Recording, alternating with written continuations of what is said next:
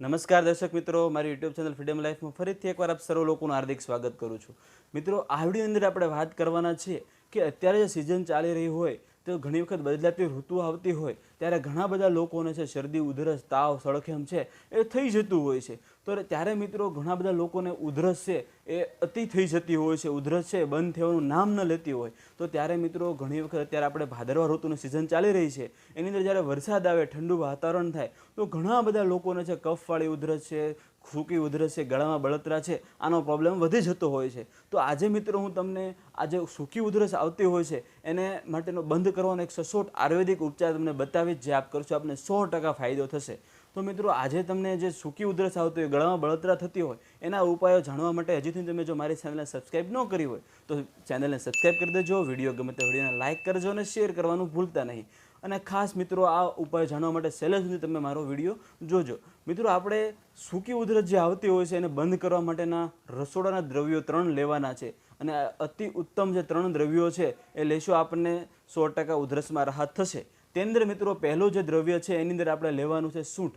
મિત્રો, 2 ચમચી સૂંઠનો પાવડર લેવાનો છે. તેની અંદર આપણે છે કાળા મરી આવે છે, 1 ચમચી કાળા મરી છે એનો ભૂકો કરીને આ સૂંઠની અંદર નાખી દેવાનો છે. અને ત્યાર પછી રસોડાનું અને આયુર્વેદિક દ્રષ્ટિએ જે ખૂબ અતિ મહત્વનું જે દ્રવ્ય છે તે એટલે કે હળદર.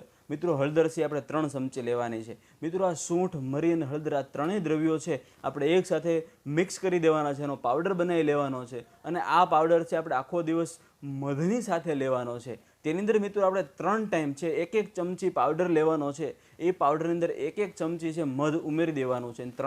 ત્રણેય ટાઈમ છે આ પાવડર છે લેવાનું છે. મિત્રો, આપણે 1 થી 2 દિવસની અંદર તમારી જે સૂકી ઉધરસ હશે એમાં 100% ફાયદો થશે. આ રામબાણ અને અતિ ઉત્તમ ઉપાય છે. મિત્રો, તેની ઉધરસની સાથે સાથે ઘણા લોકોને છે ગળાની બળતરા અને ગળામાં ખારાશ આવતી હોય છે. તો તેની અંદર મિત્રો આપણે સાથે સાથે આ પણ પ્રયોગ કરવાનો છે, જેની અંદર મિત્રો આપણે 1/2 ગ્લાસ જેટલું ગરમ હળશેકું પાણી કરવાનું છે.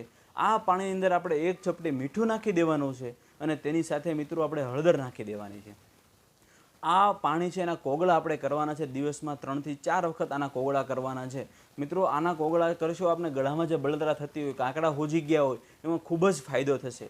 તો મિત્રો, આ ઉપાય, આ બંને ઉપાય સાથે સાથે કરશો આપણે ઉધરસ અને ગળામાં બળતરા, ગળામાં ખારાશ, આમાં ખૂબ જ ફાયદો થશે. તો મિત્રો, આવા જ ઇન્ટરેસ્ટિંગ વિડીયો જોવા માટે મારી ચેનલને સબસ્ક્રાઈબ કરજો, વિડીયો ગમે તો વિડીયોને લાઇક કરજો અને શેર કરવાનું ભૂલતા નહીં.